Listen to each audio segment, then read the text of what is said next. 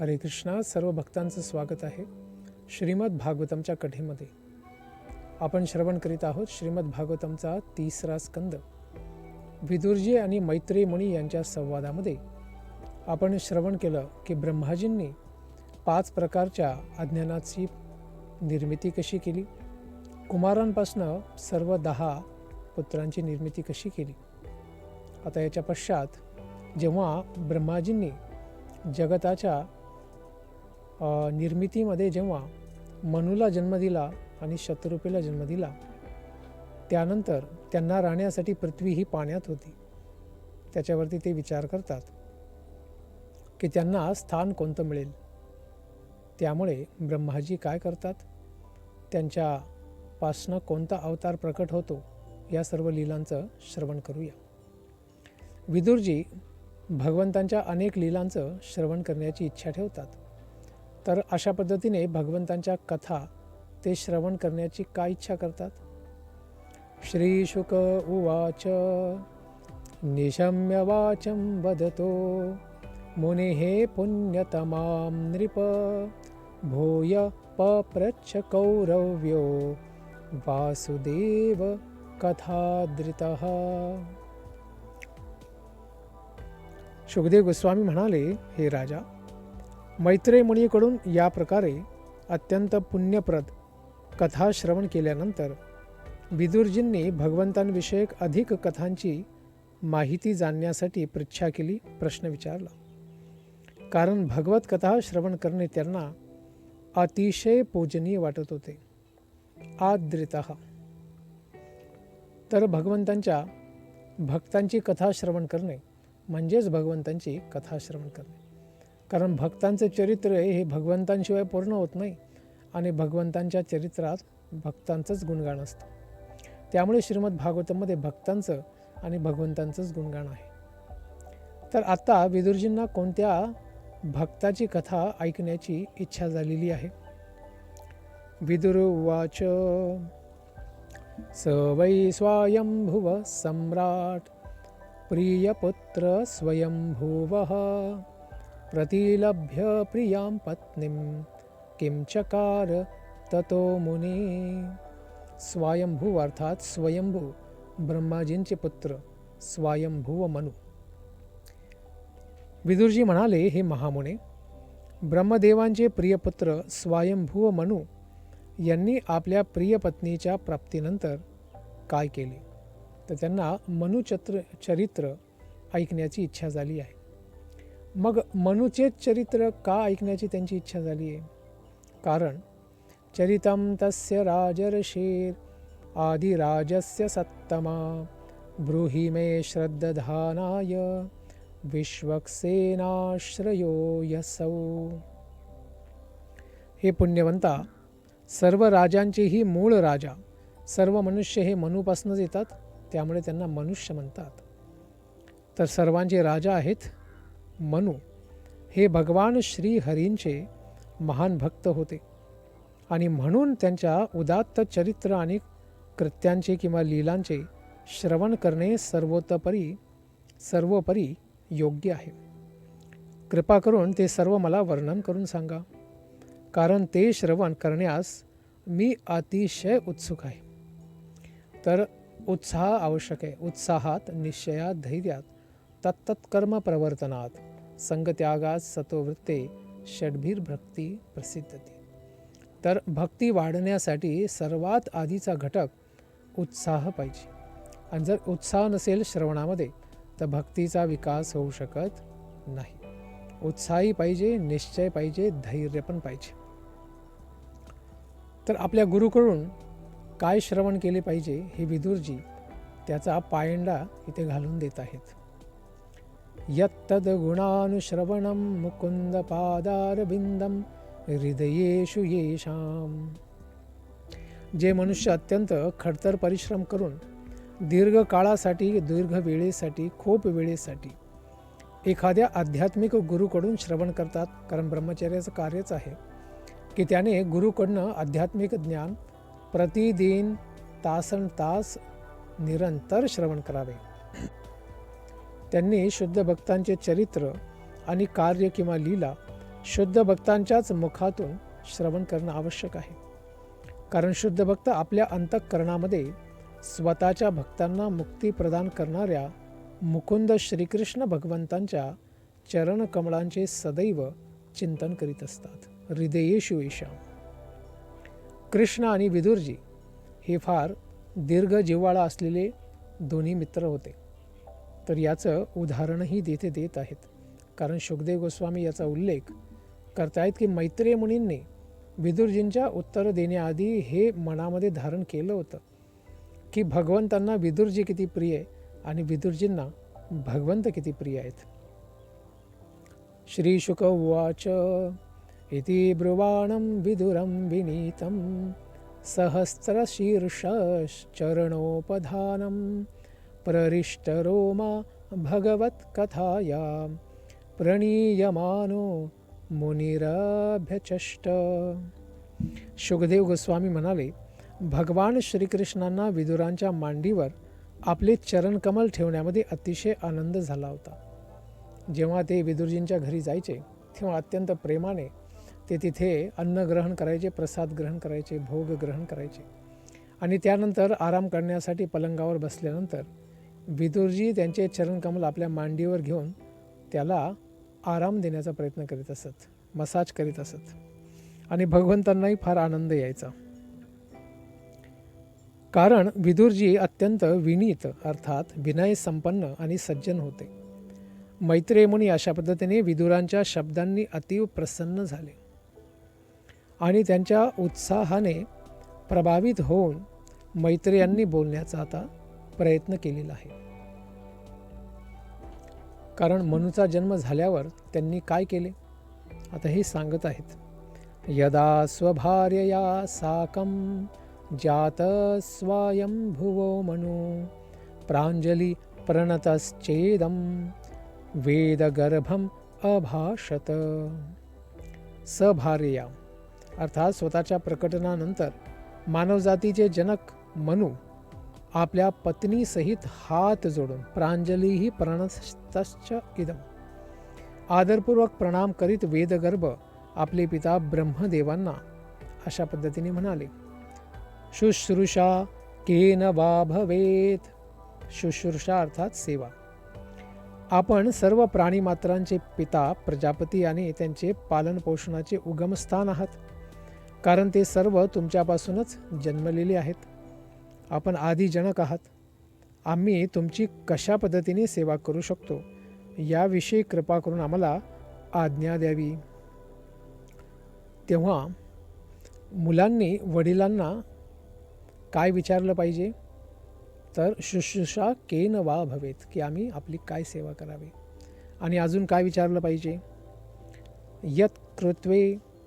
यत् कृत्वा इह यशो विश्वगमूत्र च भवेद गतिः. हे पूज्यपात पिता, आमच्या कार्यक्षमतेनुसार शक्तीनुसार आम्ही कर्तव्य पालन कसे करावे याविषयी कृपा करून आपण मार्गदर्शन करावे. म्हणजे काय होईल, अशा पालनाने आम्ही या जीवनामध्येही यश मिळवू शकू आणि पुढील जीवनामध्ये सुद्धा प्रगती करू शकू. तर जन्म काही एकदाच मिळत नाही, पुन्हा पुन्हा मिळतो जोपर्यंत भगवद्धाम जात नाही. हे इथे सिद्ध होत आहे. त्यामुळे व्यक्तीने ह्या जन्मात आणि पुढच्या जन्मातही भवेद गतीही प्राप्त करण्यासाठी प्रयत्न केला पाहिजे. असा छान प्रश्न विचारल्यावर पिता ब्रह्माजी काय प्रतिक्रिया देतात. प्रियतस्तुभ्यमहं तात स्वस्ती स्तात्वां क्षितीश्वर यर्निर्व्यलीकेन हृदा शाधीमेत्यात्मनार्पितम्. ब्रह्मदेव म्हणाले, माझ्या प्रिय पुत्रा मनू, हे जगताचा स्वामी, मी तुझ्यावरती अत्यंत प्रसन्न आहे आणि तू आणि तुझी पत्नी शतरूपा अशा दोघांचेही मी सर्व कल्याण इच्छितो. त्यामुळे ते म्हणतायत, माझ्याकडून आज्ञा प्राप्त करण्यासाठी तू जो अंतःकरणपूर्वक आणि निसंकोचपणे मला शरण आला आहेस त्यामुळे मी फार आनंदी झालो आहे. तर मुलाचं काय कर्तव्य आहे हे आता ब्रह्माजी सांगत आहे. एतावत्यात्मजैर्वीर कार्याय पचिति गुरो शक्त्या प्रमत्तैर्गृह्येत सादरम गतमत्सरैः. सांगतात की हे वीर, एका पुत्राचा पित्याशी कसा संबंध असावा याविषयी पुत्र म्हणून तुझं उदाहरण तर अगदी योग्य आहे. ज्येष्ठांचा मोठ्यांचा कशा प्रकारे सन्मान करणं आवश्यक आहे हे तुला समजलेलं आहेस. जो मनुष्य मत्सराच्या पलीकडे आणि सुज्ञ आहे, ज्ञानी आहे, तो पित्याची आज्ञा मोठ्या आनंदाने स्वीकार करीत असतो आणि आपल्या पुऱ्या सामर्थ्यानिशी शक्तीनिशी त्या आदेशांचं उपदेशांचं पालन करण्याचा तो प्रयत्न करीत असतो. तर काय सेवा देतात ते आपल्या बाळाला? सांगतात, सत्वमस्याम अपत्यानि सदृशानि आत्मनो गुणै उत्पाद्य शासधर्मेण गाम यज्ञै पुरुषम यज. तू माझा अत्यंत आज्ञाधारक पुत्र असल्याने मी तुला आज्ञा करीत आहे की तू आपल्या पत्नीच्या गर्भात आपल्यासारखीच गुणवान चांगली अपत्ये निर्माण कर, त्यांना जन्म दे. भगवंतांच्या भक्तिमय सेवेच्या तत्वांचे अनुसरण करीत, भक्ती करीत जगताचे राज्य कर आणि अशा प्रकारे यज्ञांच्या अनुष्ठानांद्वारे भगवंतांचे तू पूजन कर. कारण यज्ञाद्वारेच भगवंतांना प्रसन्न केलं जाऊ शकतं. कारण यज्ञ वै विष्णू, यज्ञच भगवंत विष्णू आहेत. त्यामुळे यज्ञ करून भगवंतांना आपण जे प्राप्त करतो ते सर्व समर्पित करून आपण आनंद प्राप्त करू शकतो. कारण भर्तानाम भगवंत सर्व जगताचे काय आहेत? भोक्ताराम यज्ञ तपसा, सर्व यज्ञांचे कार्यांचे ते स्वामी आहेत. सर्व लोक महेश्वरम, सर्व जगताचे पण स्वामी आहेत. आणि असं जाणल्यानंतर आणि त्यांच्याप्रती सर्व कार्य समर्पित केल्यानेच व्यक्ती शांत आणि सुखी होऊ शकतो. तर अशा पद्धतीने यज्ञाचं कर्तव्य करण्याचा आपल्याला काय लाभ मिळू शकतो? सांगतात, भगवांस्ते प्रजा भर्तुर ऋषिकेशोनु तुष्यती. ऋषिकेश अर्थात सर्व इंद्रियांचे, ऋषिकाणाम ईश, सर्व इंद्रियांचे जे स्वामी आहे ऋषिकेश श्रीकृष्ण, हे काय होतील? अनुतुष्यती, पुन्हा पुन्हा संतुष्ट होतील. हे राजा, भौतिक जगातील प्रजेला जर तू योग्य संरक्षण देऊ शकलास आणि त्यांना धर्मामध्ये भक्तीमध्ये लावू शकलास तर ती माझी उत्कृष्ट सेवा होईल. परम शुश्रूषणम मह्यम. जेव्हा परम भगवंत तुला बद्ध जीवांचा उत्तम रक्षण करता झालेला पाहतील अशी तुझी सेवा बघून, तेव्हा ते इंद्रियांचे स्वामी ऋषिकेश भगवंत तुझ्यावरती अत्यंत प्रसन्न होतील. भगवंतांना प्रसन्न करणे हेच मानव जातीचं परमकल्याण आहे आणि परमकल्याणाचं साधन आहे. तरीही असे का बरे? तर सांगतात, येषां न तुष्टो भगवान यज्ञलिंगो जनार्दनः तेषां श्रमो यपार्थाय यदात्मा नादृतः स्वयं. पुरुषोत्तम भगवान श्रीकृष्ण अर्थात जनार्दन हे सर्व यज्ञांचे फळ आहेत, यज्ञलिंग. आणि त्याच पद्धतीने त्यांनी त्या पद्धतीची मूर्ती आपल्यासाठी प्रकट केलेली आहे.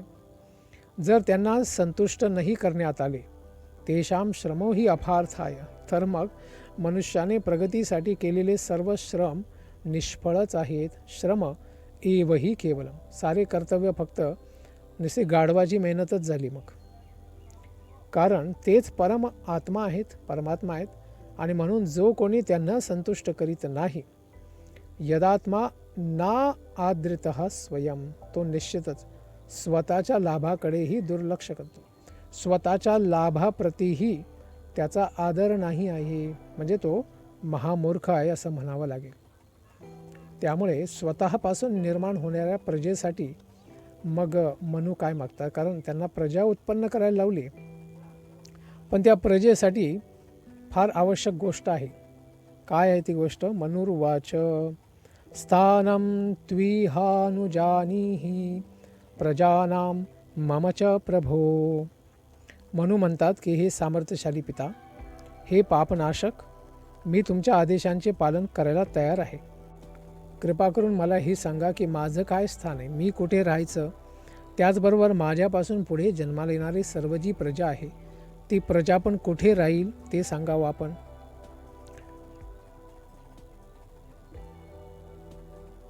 मग अशा प्रजेसाठी निश्चित स्थानाची आवश्यकता आहे. तर मैत्रेय ऋषी म्हणतात त्याआधी, हे देवादिदेव, विशाल पाण्यामध्ये बुडालेल्या पृथ्वीस वर काढण्यासाठी कृपा करून प्रयत्न करा. कारण त्या पृथ्वीवरतीच आम्ही राहायचे असं ब्रह्माजींनी सांगितलं आहे. परंतु ती पृथ्वी तर गर्भोदक सागरामध्ये बुडलेली आहे. तर तिला बाहेर काढण्याचा प्रयत्न करा. कारण ती सर्व प्राणी मात्रांचं निवासस्थान आहे. आणि आमच्यात शक्ती नाही आहे की पृथ्वीला आम्ही गर्भोदक सागरातनं वरती आणू शकू. तिला वर काढणे हे तुमच्या प्रयत्नाने आणि भगवंतांच्या कृपेनेच शक्य आहे. देव दिव्या विधीयताम. आपण आणि भगवंत हे दोन्हीच हे कार्य करू शकतात, आम्ही नाही करू शकत. त्यावर ब्रह्माजींनी मग काय प्रतिक्रिया दिली. मैत्रेय ऋषी म्हणतात, कथमेनाम समुन्निश्य इति दध्यौ धिया चिरम. चिरम म्हणजे बराच काळ. अशा प्रकारे पृथ्वी पाण्यात बुडालेली पाहून ब्रह्मदेवांनी ती पाण्याबाहेर उचलणे कसे शक्य होईल. कथमेनाम यावरती दीर्घ काळ, चिरम धिया दध्यौ विचार केला, बराच काळ विचार केला. काय विचार केला. यस्याहम हृदयादासम स ईशो विदधातु मे. मी जेव्हा सृष्टी निर्मितीच्या प्रक्रियेमध्ये गुंतलेलो होतो आणि बराच काळ त्याच्यामध्ये माझं मन लागलेलं होतं, तेव्हा पूर्ण पृथ्वी पुराने पाणीमय झाली, जलमय झाली आणि समुद्राच्या तळाशी जाऊन बसली. निर्मितीच्या कार्यात मग्न असलेला आम्ही असे आता काय करू शकतो. आणि या परिस्थितीमध्ये सर्व शक्तिमान भगवंतांचे मार्गदर्शन प्राप्त करणे हेच मला उत्तम साधन वाटत आहे. कारण मी त्यांच्याच प्रसन्नतेसाठी जगताची निर्मिती करीत आहे. तर भगवंतांच्या कृपेनेच हे मला सिद्ध होऊ शकणार आहे आणि दुसरा काही मार्ग यावरनं हे स्पष्ट होत आहे की सृष्टी जी आहे, जगतातली सृष्टी ही ब्रह्माजी जरी निर्माण दुय्यम सृजन करीत असले तरीही ब्रह्माजींच्या सुद्धा नियंत्रणाच्या बाहेर ती निघून जात असते. त्यामुळे भगवंतांची नेहमी आवश्यकता पडते. त्यामुळे आपल्या जीवनातही जेव्हा आपली सृष्टी किंवा आपले कार्यकलाप आपल्या नियंत्रणाच्या बाहेर जातील तेव्हा आपल्याला भगवंतांचीच आराधना करून त्यांची उपासना करूनच त्या प्रश्नांची उत्तरं मिळू शकतात. तेवढ्यातच काय झाले, एक विशेष घटना घडली. इत्यभिध्यायतो नास विवरात सहसा नघ वराहतो को निरगाद अंगुष्ठ परिमाणकः. तेवढ्यातच जेव्हा ब्रह्मदेव विचारमग्न झाले होते, त्यांच्या नाकपुड्यांमधून एक सूक्ष्म शूकर वराह रूप धारण केलेलं एक जीव एकदमच बाहेर आले. आणि ते रूप किती मोठे होते तर परिमाणम अंगुष्ठ, अंगठ्या एवढं छोटंसं, बस त्याच्यापेक्षा मोठे नव्हते. आणि कोणी मग त्या रूपाचं काय झालं. तस्याभिपश्यता खस्थ क्षणेन किल भारत गजमात्र प्रवव्रीधे तदद्भुतम अभुन्महत. हे भारत, ब्रह्मदेव जेव्हा त्या शुक्राकडे पाहतच होते, कारण ते बाहेर आल्यानंतर असं अंतरिक्षामध्ये पुढे जात होते, तेव्हा त्या शुक्राने आकाशात स्थित होऊन प्रचंड हत्तीसारखी एकदम अद्भुत गर्जना केली. असा आवाज केला मोठा. आणि ते रूप कोणी पाहिले. आकाशामध्येच ते स्थित झालेले शुकरसारखे अद्भुत रूप एकदम आश्चर्यकारक आहे. अशा पद्धतीने ब्रह्मदेवांनी, त्याचबरोबर मरीचीसारखे श्रेष्ठ ब्राह्मण, चतुष्कुमार आणि मनु या सर्वांनी बघितले. आणि ते बघितल्यानंतर त्यांनी काय केलं, दृष्ट्वा तर्कयामास चित्रधा. अनेक प्रकारचे तर्क केले की बाबा हे काय आहे, कोण आहे. तर त्यांनी काय तर्क केला, अहो बताश्चर्यम इदम नासायामे विनिसृतम. ब्रह्माजी विचार करतात, अरे हे अस्तित्व तर माझ्या नासिकेमधून नाकातनं प्रकट झालेलं आहे आणि निश्चितच एकदमच आश्चर्यकारक आहे. कारण आपल्याला माहिती आहे नाकातनं काय निघते, परंतु इथे तर एक मोठा जीवच निघाला आहे. तेव्हा काय झालं परत, कोण असावे हे हा विचार केला त्यांनी. अपि स्वीद भगवान ईश यज्ञो मे खेदयन मनः. प्रथम हे शुकर अंगठ्याच्या अग्रभागापेक्षा मोठे दिसत नाही आणि आता क्षणामध्येच हे एकदम महाकाय शिळे एवढं मोठ्या पर्वताच्या दगडा एवढं मोठं झालं आहे. माझं मन तर एकदम गोंधळून गेले. खेदयन मनः, काय हे पुरुषोत्तम भगवान श्री विष्णूच तर नाही ना? भगवान एष यज्ञ, साक्षात यज्ञपुरुष भगवान तर नाही आहेत ना? आणि तेवढ्यातच आणखी भगवंतांनी काय केलं.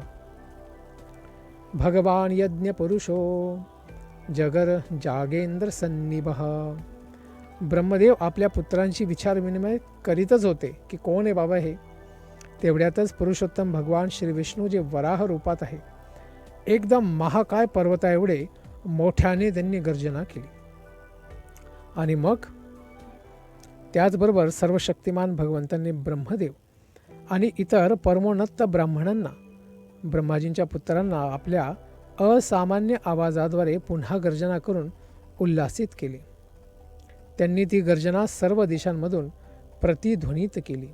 सगळीकडनं त्याचा कंपित स्वर पुन्हा श्रवण करण्यास मिळाला.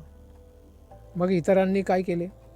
त्रिभिः पवत्रैर मुनयो अग्रणन् स्म.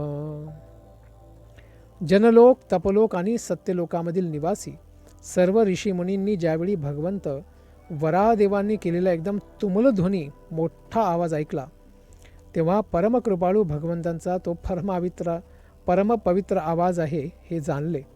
आणि त्यावेळी ते तिन्ही वेदांमधील मंगलमय मंत्रांनी त्यांची स्तुती करू लागले. त्यावेळी तीनच रूपांमध्ये वेद होते, नंतर ते 4 झाले. अशा पद्धतीने आपल्याला कळत आहे की तिथे हा जो प्रलय आहे याच्यामध्ये खालचे लोक सगळे पाण्यात बुडाले होते, पृथ्वी बुडाली होती, परंतु वरचे जनलोक, तपलोक आणि सत्यलोक हे पाण्याच्या बाहेर होते. त्यामुळे तिथले मुनिगण भगवंतांची एकदमच प्रार्थना करायला लागले. मग वराहदेवांनी काय केलं. विनद्य भूयो विबुधोदयाय गजेंद्रलीलो जलमाविवेश. महान भक्तांच्या वैदिक प्रार्थनांना उत्तरादाखल पुन्हा भगवंतांनी गर्जना केली, त्यांना आनंद दिला. आणि एखाद्या हत्तीप्रमाणे क्रीडा करीत, कारण हत्तीला पाण्यामध्ये खेळायला फार आवडते, वराहदेवांनी पाण्यामध्ये प्रवेश केला, जोरात उडी मारली. आणि भगवंत हे तर वैदिक प्रार्थनांचा संपूर्ण विषय आहेत. उत्तम श्लोक अर्थात भगवंतांचं गुणगान सर्व वेदांमध्ये आधी मध्ये अंतेच सर्वत्र नारायण गीयते. वेदांमध्ये सुरुवातीला, मध्ये आणि शेवटी फक्त भगवंत नारायणांचंच गुणगान केलेलं आहे. आणि अशा रीतीने भगवंतांनी जाणले की भक्तांच्या प्रार्थना फक्त त्यांच्यासाठीच आहेत. त्यांना फार आनंद झाला. आणि मग पुढे काय झाले. पृथ्वीच्या उद्धारासाठी मग ती जी प्रार्थना होती, त्यामुळे पाण्यामध्ये प्रवेश करण्यापूर्वी भगवंत वराहदेव यांनी जोरात आकाशामध्ये झेप घेतली. आणि आकाशात झेप घेतल्यानंतर त्यांनी आपली शेपटी ते आपटत होते आणि त्यांचे राट केस एकदम थरथरत होते. त्यांचा दृष्टिक्षेप एकदम तेजस्वी होता आणि त्यांनी आपल्या खुरांनी आणि शुभ्र सुळ्यांनी, फार मोठे मोठे सुळे होते रानडुकरासारखे, आकाशातील सर्व मेघ, आकाशामधले सर्व ढग हे त्यांनी इतस्ततः विखरून टाकले खेळता खेळता. त्यामुळे त्यांच्या गुणगानामध्ये जयदेव गोस्वामी पण आपल्या दशावतार स्तोत्रामध्ये म्हणतात, वसती दशन शिखरे धरणी तव लग्ना शशिनी कलंक कलेव निमग्ना केशवधृत शुकर रूपा जय जगदीश हरे. जयदेव गोस्वामी म्हणत आहेत, वराह रूप धारण करून प्रकट होणाऱ्या भगवंत केशव यांचा जय जयकार असो, जय जगदीश हरे. त्यांनी आपल्या सुळ्यांवरती पृथ्वीला धारण केलं आहे, जी चंद्रावरील कलंकाप्रमाणे अर्थात काळ्या डागाप्रमाणे दिसत आहे, भासत आहे. तर भगवंत यांनी काय केलेलं आहे, वराह रूप घेतलं आहे, डुकराचं रूप घेतलं आहे. तर त्याच पद्धतीने ते लीला करतील की ते पाण्यातील पृथ्वीचा शोधही एका डुकराप्रमाणेच करतील. घ्राणेन पृथ्व्या पदवीं विजिघ्रन्. स्वतः भगवंत विष्णू आहेत आणि दिव्य आहेत, तरीही त्यांनी शूकर शरीर धारण केलेलं असल्यामुळे ते आपल्या नाकाद्वारे वासाद्वारे पृथ्वीचा शोध घेऊ लागले की पृथ्वी कुठे आहे. कारण पुण्यो गंधाम पृथ्व्यामच, पुण्यगंध हाच पृथ्वीचा मुख्य लक्षण आहे. तर त्या गंधाद्वारे वासाद्वारेच ते पृथ्वीचा शोध घेत आहेत की पृथ्वी कुठे जाऊन बसली आहे. त्यांची सुळे अत्यंत भयंकर होते. कराल दंष्ट्र करापी कलाप दृग्भ्याम. आणि त्यांची प्रार्थना करणाऱ्या ब्राह्मण भक्तांवर त्यांनी दृष्टिपात केला, दृष्टिक्षेप केला एकदम प्रेमाने.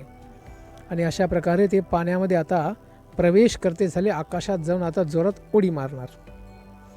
प्रचंड आता सागरामध्ये गेल्यावर सागराची स्थिती काय होईल. जोरात जर पाण्यामध्ये उडी मारली आणि ते पण भगवंतांनी, ते पण महाकाय विशाल भगवंतांनी, तर काय होईल. प्रचंड पर्वताप्रमाणे पाण्यात उडी मारून भगवान वराह देवांनी महासागर मध्यामध्येच दुभंगून टाकला, दोन भागातच वेगळा केला. आणि त्यावेळी महासागरामध्ये दोन अत्यंत उंच लाटा निर्माण झाल्या, ज्या महासागराच्या हातांप्रमाणेच बाहूंप्रमाणेच भासत होत्या. त्या मोठ्या आक्रोश करीत जणू काही भगवंताची प्रार्थनाच करीत होत्या. चुक्रोश यज्ञेश्वर पाही मेती. काय म्हणतायत, जोरात चित्कार करतायत, म्हणतायत हे यज्ञेश्वर कृपा करून माझे तुकडे करू नका रे, माझे रक्षण करा, मला वाचवा. अशी प्रार्थना समुद्र करीत आहे. मग त्यांना पृथ्वी कुठे सापडली. भगवान वराह देवांनी आपल्या धारधार बाणांप्रमाणे असलेल्या खुरांनी पाणी खोदून टाकले. डुक्कर जसा माती खोदतो तसं भगवंतांनी पाणीच खोदून टाकलं. आणि जरी महासागर हा अनंत होता तरी त्याचा अंत त्यांनी शोधून काढला, तळ शोधून काढला. सर्व प्राणीमात्रांचे आश्रयस्थान अशी ही पृथ्वी त्यांनी सृष्टीच्या प्रारंभी होती तशीच पडलेली पाहिली पाण्यामध्ये. आणि त्यांनी स्वतः ती उचलून आता वरती काढली आहे.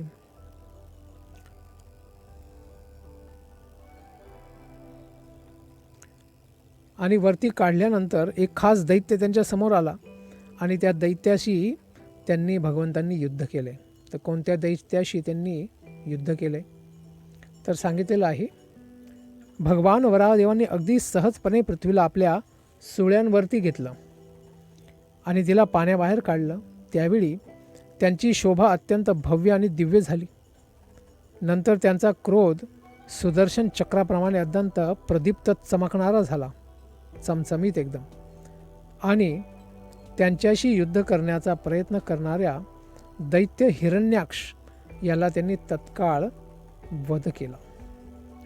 या ठिकाणी वर्णन केलेला जो वराह अवतार आहे, वास्तविकपणे तो स्वयंभुव प्रलयाच्या वेळी झालेला असं जीव गोस्वामींनी सांगितलेलं आहे. स्वयंभू म्हणू म्हणजे पहिले म्हणू दिवसातले ब्रह्माजींच्या. आणि श्रील विश्वनाथ चक्रवर्ती ठाकूर सुचवितात की महर्षी मैत्रेयांनी भिन्न प्रलयांमधील दोन्ही वराह अवतारांचं एकत्रीकरण करून एकच कथा सांगितली आणि विदुरांना केलेल्या कथनात त्या दोघांचा संक्षिप्त वर्णन आपण श्रवण करीत आहोत. कारण नंतरचा उल्लेख हा जो दैत्याशी लढण्याचा आहे तो चाक्षुष म्हणजे 6व्या मंत्रातला आहे. 6वं मन्वंतर म्हणजे आता 7वं चालू आहे, वैवस्वत मन्वंतर याच्या आधीचं चाक्षुष मन्वंतर आहे, त्यातलं आहे. याचाच उल्लेख आता श्लोक संख्या 31 ते 33 मध्ये होत आहे. तर भगवंतांनी कुठे त्या दैत्याला मारले याचं विस्तृत वर्णन पुढच्या अध्यायांमध्ये येणार आहे की हिरण्याक्ष कोण होता, कुठून आला आणि त्याचं कसं युद्ध झालं होतं. फक्त इथे उल्लेख येत आहे.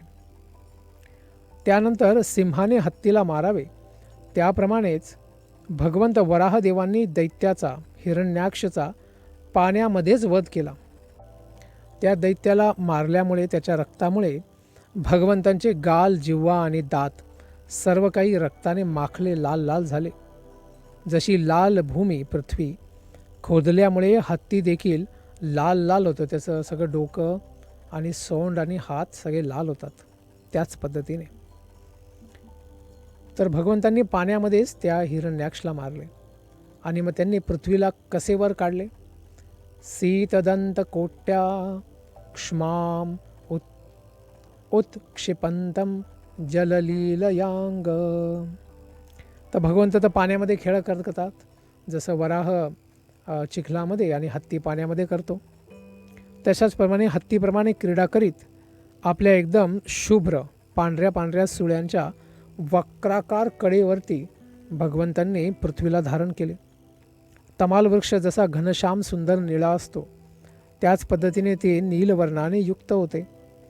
अशा प्रकारे ब्रह्मदेव आणि दुसरे सर्व प्रमुख ऋषी यांनी त्यांना परमपुरुष भगवंत म्हणून जाणले आणि बद्धांजलयोर अनुवाकैर त्यांना सादर प्रणाम केला आणि सुंदर सुंदर शब्दांमध्ये त्यांची स्तुती करायला सुरुवात केली.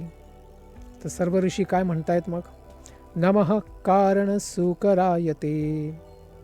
हे अजिंक्य यज्ञ भोक्ता, तुमचा जय जयकार असो. जय हो जय हो.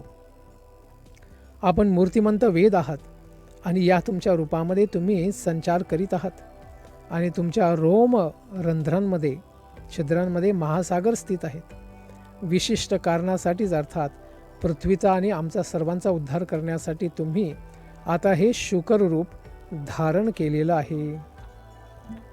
त्याचबरोबर भगवंत वेदमूर्तीही आहेत.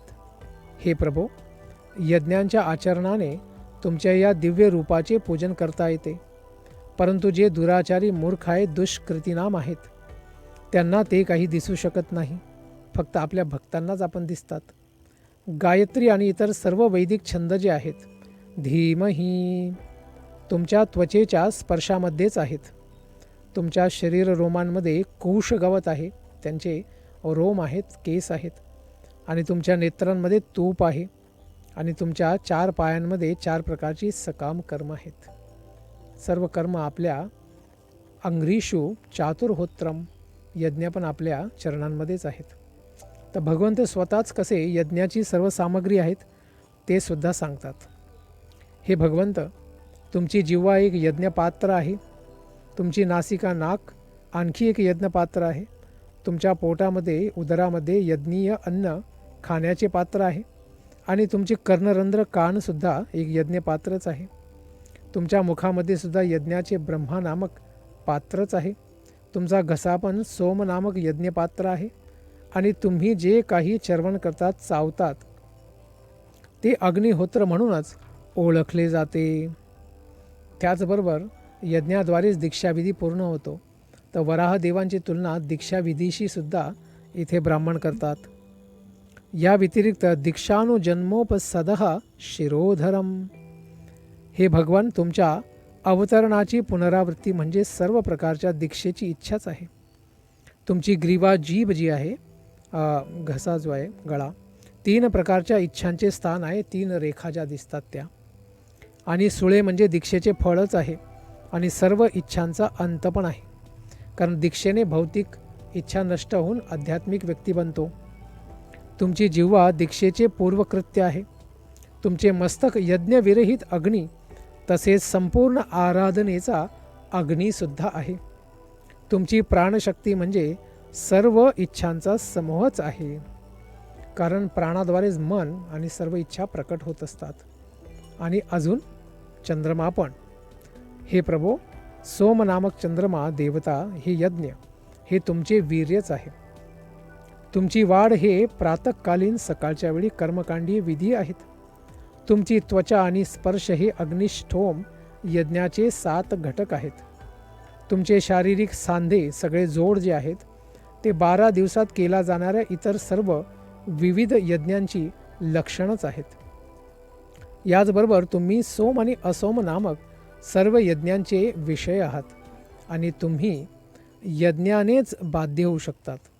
फक्त यज्ञानेच आपल्याला प्रसन्न करता येऊ शकते, आणि दुसरा कोणताही विधी नाही. भगवंतांच्या प्रसन्नतेसाठी 7 प्रकारचे यज्ञ केले जातात. अग्निष्टोम, अत्यग्निष्टोम, उक्त, षोडशी, वाजपेय, अतिरात्र आणि आप्तोर्याम. तर हे सर्व भगवंतांचेच रूप आहेत. त्यामुळेच म्हणतायत की मी काय करतो, भगवंतांना नमस्कार करतो. नमो नमस्ते अखिल मंत्र देवता. तर भगवंतांची अनुभूती साक्षात्कार कशा पद्धतीने होऊ शकतो तेही सांगतात. हे प्रभो, तुम्ही साक्षात पूर्ण पुरुषोत्तम भगवान आहात आणि वैश्विक प्रार्थना, वैदिक मंत्र आणि यज्ञीय सर्व घटक द्रव्यांनी पूजनीय आहात. आम्ही आपल्याला नमस्कार करतो. सर्व दृश्य आणि अदृश्य भौतिक दोषांपासून मुक्त झालेल्या शुद्ध मनानेच साधक आपली अनुभूती करू शकतो, साक्षात्कार प्राप्त करू शकतो. भक्ती मार्गातील ज्ञानाचे सर्वश्रेष्ठ आपण आध्यात्मिक गुरु आहात. त्यामुळेच विद्या गुरुवे नमो नमः. सर्व विद्यांचे आध्यात्मिक गुरु आपल्याला आमचा नमस्कार असो. आणि भगवंत अत्यंत सुंदर दिसत आहे. त्या प्रतिमा कशी दिसते हेही वर्णन करतात. द्रंष्ट्राग्रकोट्या भगवंस्त्वया धृता विराजते भूधर भूसभूधरा यथा वनान्नी सरतो दता धृता मतंगजेंद्रस्य सपत्र पद्मिनी. हे भूधर, हे धरतीला धारण करणारे भगवंत वराहदेव, ज्याप्रमाणे एक उन्मत्त गजेंद्र, सर्व हत्तींचा राजा, पानांसहित कमळ फूल धारण करून उपटून पाण्याबाहेर घेतो, त्यावेळी जी त्याची शोभा होते, जी सुंदरता होते, त्याचप्रमाणे तुम्ही पण आपल्या सुळ्यांद्वारे पर्वतांनी युक्त अशा ज्या दिव्य पृथ्वीचा उद्धार केला आहे, तिला बघून आम्हाला तसंच दर्शन प्राप्त होत आहे. आणि हे वराह का इतके सुंदर दिसत आहेत तेही पुढच्या प्रार्थनेत ते सांगतात. हे प्रभो, ज्याप्रमाणे मेघांनी सुशोभित झाल्यानंतर पर्वत शिखरं अत्यंत सुंदर दिसतात, त्यांच्या डोक्यावरती जसा मुकुट धारण केला आहे त्याच पद्धतीने पर्वतांच्या वरती सर्व ढग दिसत असतात. त्याप्रमाणे तुम्ही आपल्या सुळ्यांच्या कडांवर जी पृथ्वी धारण केलेली आहे, त्यामुळे तुमच्या दिव्य शरीरावरती ते मुकुटमणी धरल्यासारखेच दिसत आहे, अत्यंत सुंदर दिसत आहेत. तर वराहदेव आणि पृथ्वी एकत्र आहेत. जसं भगवंत पृथ्वीला आलिंगनच देत आहेत. तर हे कोणत्या रूपामध्ये, रसामध्ये दर्शन होत आहे सांगतायत. लोकाय पत्नीमसी मातरम पिता. हे भगवंत, सर्व चर आणि अचर दोन्ही जीवांचे रहिवाशी निवासस्थान असणारी ही पृथ्वी तुमची पत्नी असून तुम्ही आम्हा सर्व जीवांचे परमपिता आहात. पृथ्वी मातेसहित आपण मातापितांनी आम्हाला दर्शन दिलेलं आहे. त्यामुळेच आम्ही काय करतो, विधेम चास्यै नमसा सत्वया. पृथ्वी मातासहित आपण परमपिता या दोघांना नमस्कार, सादर नमस्कार असो. ज्याप्रमाणे अत्यंत निष्णात यज्ञ करता ब्राह्मण असतो, अरणी काष्ठामध्ये अग्नी प्रज्वलित करतो, त्याप्रमाणेच तुम्ही सुद्धा पृथ्वी मातेच्या आलिंगनाद्वारे, स्पर्शाद्वारे स्वतःची व्यक्तिगत वीर्य शक्ती तिच्यामध्ये स्थापित केली आहे. आणि याद्वारेच पुढे नरकासुराचा जन्म झाला होता. तर त्यामुळे अशा मात्या पित्यांना ते नमस्कार करतात. यस्याम स्वतेजोग्नी इव वारणावधाः. भगवंतांच्या संयोगाने, फक्त स्पर्शाने पृथ्वी माता गर्भवती होत आहे. तरीही भगवंत आपलं हे दिव्य कर्म बघून आम्हाला काही आश्चर्य वाटत नाही. का? कारण तुम्ही पुरुषोत्तम भगवंतांव्यतिरिक्त इतर या जगतामध्ये असा कोण आहे जो पृथ्वीचा, या महान महीचा पाण्यातून उद्धार करू शकतो. तरी तुमच्यासाठी ही गोष्ट तर खेळच आहे, लीला आहे, फारशी काही अद्भुत नाही. कारण विश्वाच्या निर्मितीमध्ये तुम्ही तर याहूनही श्रेष्ठ अद्भुत अशा गोष्टी कार्य करीतच असतात. तुम्ही आपल्या शक्तीने, या आश्चर्यकारक वैश्विक अभिव्यक्तीने हे सृजन कार्य केलेले आहे. आपण अत्यंत महान आहात आणि आम्ही आपल्या या दिव्य कृत्याने पावनही झालेलो आहोत. तर भगवंत विचारत आहेत, कसे बरे? तर सांगतात, सता शिखोन्भुद शिवांबुबिंदुभिः विमृज्यमाना भृशमीश पाविताः. हे परमप्रभो, निसंदेह आम्ही सर्वात पवित्र झालेलो आहोत. कसे बरे? कारण आम्ही आपल्या सत्यलोक, जनलोक, तपोलोक, महरलोक अशा लोकांमधले निवासी आहोत. आणि आम्ही आमच्या पवित्र कर्मांद्वारे थोडे पवित्रही आहोत. तरीही जेव्हा आपल्या दिव्य शरीर पाण्यामधनं बाहेर काढल्यानंतर आपण ते जेव्हा जोरजोरामध्ये हलवलं, तेव्हा आपल्यावरती राठ असलेले केस यांच्यावरती जे गर्भोदक पाणी चिकटलेलं होतं ते संपूर्ण ब्रह्मांडामध्ये सर्व लोकांमध्ये शिंपडलं गेलेलं आहे. आणि त्यावेळी आपल्या खांद्यावरून पडलेले हे जलबिंदू जे आता महाजलबिंदू झाले, महाप्रसाद झालेले आहेत, त्याच्या शिडकाव्यामुळे जेव्हा ते आमच्या सर्वांवरती पडलेलं आहे तर आम्ही आता खऱ्या रूपाने पवित्र झालेलो आहोत, आधीपेक्षाही अधिक पवित्र झालेलो आहोत. त्यामुळेच अशा बद्धजीवांवर आपण भगवंतांनी कृपा करणं फार आवश्यक आहे. का म्हणून? कारण भगवंत आपल्या अद्भुत कर्मांना, कृत्यांना आणि लीलांना काही सीमाच नाही, असीमित आहेत. जो कोणी व्यक्ती आपल्या कार्यांची मर्यादा जाणून घेण्याची इच्छा करतो तो तर निश्चितच मूर्ख मानला पाहिजे. कारण हरी अनंत, हरी कथा अनंत, भगवंतांच्या कथा अनंत आहेत. या जगातील प्रत्येक जण सामर्थ्यशाली योगशक्तींनी बद्ध झालेला आहे. कारण सर्व शक्ती असीमित नाही, सीमित आहेत जीवासाठी, परंतु भगवंतांसाठी, योगेश्वर भगवंतांसाठी असीमित आहेत. मग कृपा करून या सर्व बद्ध जीवांवरती आणि आमच्यावरती सुद्धा आपल्या अहैतुकी कृपेचा आपण वर्षाव करावा ही प्रार्थना आम्ही सर्व करतो. त्यामुळे सांगता विश्वम समस्तम भगवन विधेहिशम. अशा वरादेवांनी मग पृथ्वीला पाण्याबाहेर काढल्यानंतर कुठे ठेवलं हे मैत्रेमुनी सांगतात. अशा प्रकारे सर्वश्रेष्ठ ऋषीमुनी व ब्रह्मवाद्यांनी भगवंतांची स्तुती केल्यानंतर वराहदेवांनी आपल्या खुरांनी पृथ्वीला स्पर्श केला आणि तिला पाण्याबाहेर त्यांनी आणून ठेवलेलं आहे. आणि त्यानंतर परमपुरुष भगवंत श्री विष्णूंनी पाण्यातून, वराहदेवांनी पाण्यातून पृथ्वीचा उद्धार केला आणि तिला पाण्यावरतीच तरंगत ठेवून ते स्वतःच्या धामामध्ये निघून गेले. तर भगवंतांनी आपलं कार्य केलं आणि लगेच अंतर्धान झाले लगेच. अशा भगवंतांची दिव्य लीला, वराह अवताराद्वारे पृथ्वीच्या उद्धरणाची जी लीला आहे ती श्रवण करण्याचा लाभ किंवा फलश्रुती काय आहे? जनार्दन ही आशु हृदि प्रसीदती. जर मनुष्याने अशा दिव्य कथन करण्यास सर्वथा योग्य आणि महान वराहदेवांच्या पवित्र कथेचे भक्तिमय सेवा भावनेने श्रवण आणि वर्णन जर केले तर भगवंत जनार्दन जे हृदयामध्येच निवास करतात परमात्मा रूपाने, ते अतिशय प्रसन्न होतात. आणि प्रसन्न होऊन मग भगवंत काय करतात? स्वयं विदत्ते स्वगतिम परपराम. भगवंत जेव्हा एखाद्या भक्तावरती प्रसन्न होतात तस्मिन प्रसन्ने, तेव्हा ते त्याच्यासाठी अप्राप्य, जे कोणत्याही दुसऱ्या व्यक्तीने कार्याने प्राप्त होऊ शकत नाही असे त्याच्यासाठी काहीही राहत नाही. दिव्य लाभाद्वारे मनुष्य इतर सर्व काही गोष्टी मग तुच्छच जाणतो, कारण भगवंतांना प्राप्त करतो. यस्मिन तुष्टे जगत तुष्टे. सर्व जगताला त्याने प्रसन्न केलं जर भगवंतांना प्रसन्न केलं. मग ज्याला भगवंत प्राप्त झाले त्याला भौतिक संसारातली कोणती गोष्ट तुच्छच वाटणार. तर तो दिव्य प्रेममयी भगवंतांच्या सेवेमध्ये संलग्न होतो. त्याला प्रत्येकाच्या अंतःकरणात निवास करणारे भगवंत व्यक्तिशः मग सर्वोच्च परिपूर्ण स्तरावरती स्वयं विदत्ते, स्वतः ठेवतात, स्वगतिम, स्वतःच्या द्विजधामामध्ये ते घेऊन जात असतात.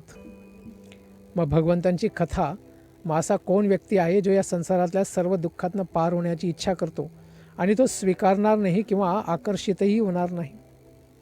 को नाम लोके पुरुषार्थ सारवीत पुरा कथानाम भगवत कथा सुधाम आपीय करणांजलिभीर्भवापहाम अहो महो विरज्येत विना नरेतरम.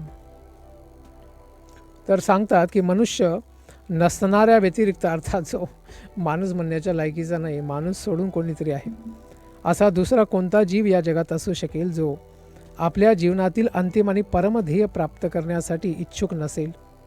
भगवंतांच्या लीलांचे कथामृत कोण असा व्यक्ती नाकारू शकतो? असे दिव्य परम भगवंत वासुदेव सर्व जीवांचं कल्याण करण्यासाठी आणि त्यांना सर्व भौतिक दुःखांपासून मुक्त करण्यासाठी सर्वथा सर्व काळ समर्थ आहेत. तर प्रत्येक व्यक्ती असा पुरा कथानाम भगवंतांच्या कथासुधाम भगवंतांची जी कथारूपी जे अमृत आहे ते पिण्यामध्ये अवश्य आकर्षित होईल. तर आपणही भगवंतांच्या अशा लीलांप्रती आकर्षित झालं पाहिजे. यापुढे भगवंत वराहदेव यांची विस्तृत लीला वर्णन करण्यासाठी विदुरजी मैत्रेय ऋषींकडे प्रार्थना करतील आणि विस्तृत रूपामध्ये वराह रूप आणि हिरण्याक्षची कथा आपल्याला श्रवण करायला मिळेल. ऐकूया पुढच्या सत्रामध्ये. धन्यवाद. हरे कृष्ण.